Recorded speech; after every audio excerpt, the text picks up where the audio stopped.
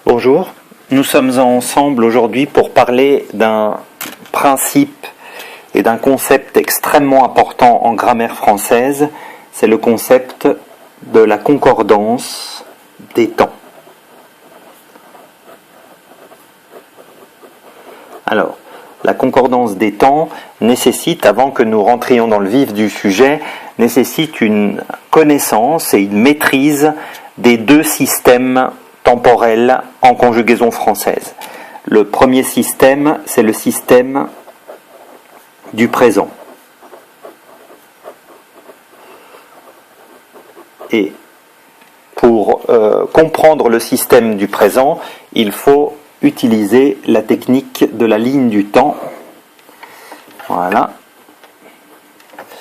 Donc, dans le système du présent, nous avons le présent lui-même, en temps qu'on appelle temps de base.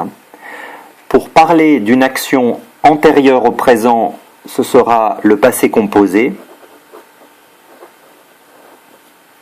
Et pour parler d'une action postérieure à une action au présent, ce sera le futur simple.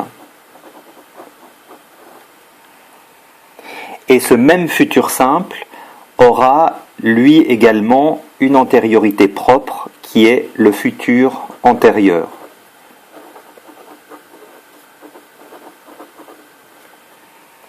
Donc voilà le système du présent, il faut absolument le maîtriser, le comprendre.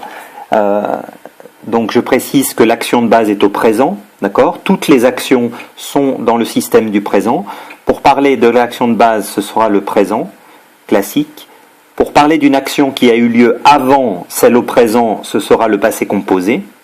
Et pour parler d'une action qui aura lieu après l'action au présent, c'est le futur simple.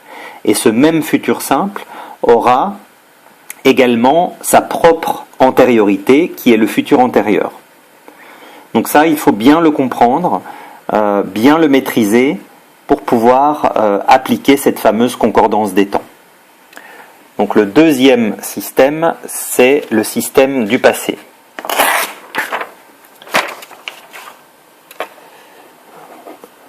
Système du passé.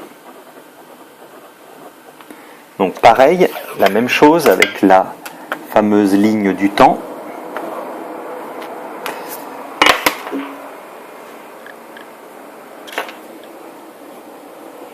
Et cette fois-ci, en temps de base, on en aura deux. On aura l'imparfait et le passé composé. Alors, pourquoi deux temps ?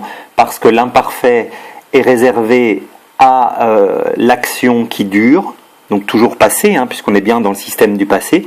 Donc l'imparfait exprime une action qui dure et qui n'est pas terminée dans le passé, par exemple une habitude. Et le passé composé, quant à lui, exprime une action passée, évidemment, mais qui est passée terminée, c'est-à-dire qui a eu lieu très rapidement dans le temps. Donc c'est les actions courtes, brèves, rapides. L'antériorité de ces deux temps de base sera le plus que parfait. Plus que parfait. Et la postériorité sera exprimée grâce au temps qu'on appelle le futur dans le passé. Dans le passé.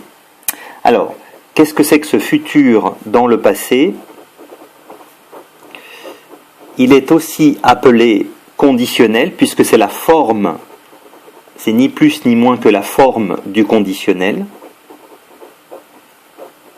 Donc il y a deux écoles.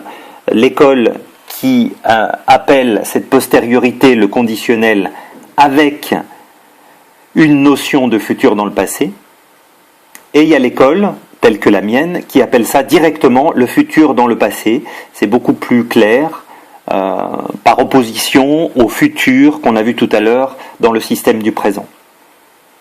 Et je vais ajouter deux temps de la littérature qu'on n'utilise plus aujourd'hui, le passé simple, qui est au même niveau que le passé composé, c'est-à-dire aujourd'hui on utilise le passé composé, qui avait comme antériorité le passé antérieur. Passé antérieur. Donc ces temps sont en vert puisqu'ils sont réservés à la littérature et nous ne les utilisons plus aujourd'hui. Donc c'est très important que vous maîtrisiez ces deux systèmes. Donc je vous représente ici le système du présent, présent, futur simple, passé composé, versus le système du passé. Donc le présent est remplacé par l'imparfait et le passé composé. Le futur simple est remplacé par le futur dans le passé, et le passé composé est remplacé par le plus que parfait. Voilà, ces deux systèmes, il faut que vous les appreniez par cœur, il faut que vous les maîtrisiez, et ça vous permettra notamment de ne plus tomber dans le piège de la concordance des temps, et je vous montre l'exemple typique dans lequel tout le monde, les journalistes et ceux qui animent les réseaux sociaux compris, tombe. Observez ces deux phrases.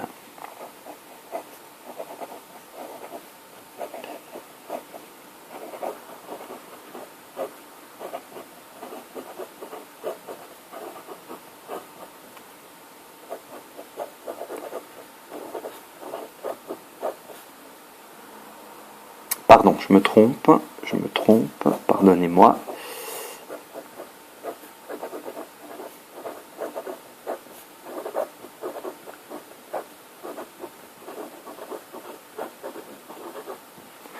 Donc dans ces deux phrases qui sont à deux systèmes différents, le premier c'est le système du passé. Pourquoi le système du passé? Parce qu'ici on a un verbe introducteur au passé composé, a dit.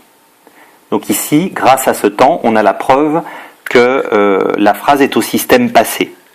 Donc, logiquement, la postériorité a été mise grâce au futur du passé.